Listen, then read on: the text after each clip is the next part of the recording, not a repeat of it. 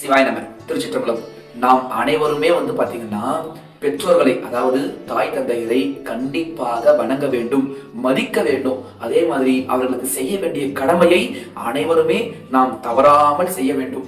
ஏன்னா நாம் தாய் தந்தையரை மதிக்காம அவர்களுக்கு செய்ய வேண்டிய கடமையை செய்யாம நாம் இறைவனை வணங்கினா கூட இறைவன் பாத்தீங்கன்னா கண்டிப்பாக நமக்கு அருள் தர மாட்டார். நம்ம இறைவனுக்கு அபிஷேகத்துக்கு செய்யணும், தான தர்மம் செய்யறோம்னா கூட அப்போட இறைவனுடைய அருள் நமக்கு முழுமையா கிடைக்காதுங்க. ஏன்னா பெற்றோரே முதல் தெய்வம். அதனால தயவு செய்து தாய் தந்தையருக்கு செய்ய வேண்டிய கடமையை நாம் அனைவரும் தவறாமல் செய்ய வேண்டும்.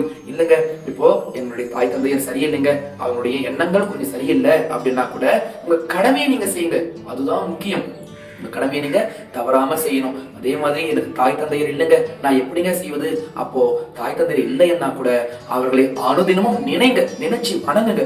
அப்போ அவங்களுடைய அருள் உங்களுக்கு முழுமையா கிடைக்கும். அதே போன்று இறைவனுடைய அருளும் முழுமையா கிடைக்கும். இப்போ கடவுளாக வாழ்ந்தவர் நம்ம ராமபிரானும் சரி, பாண்டவர்களும் சரி, நம்ம பத்தினத்தில் அடிகளும் சரி, நம்முடைய சமய குறவர்களான நால்வர்களும் சரி, நம்முடைய நாயன்மார்களும் சரி, யாருமே தாய் தந்தையரை அவருடைய கடமையை தவறாம செஞ்சாங்க.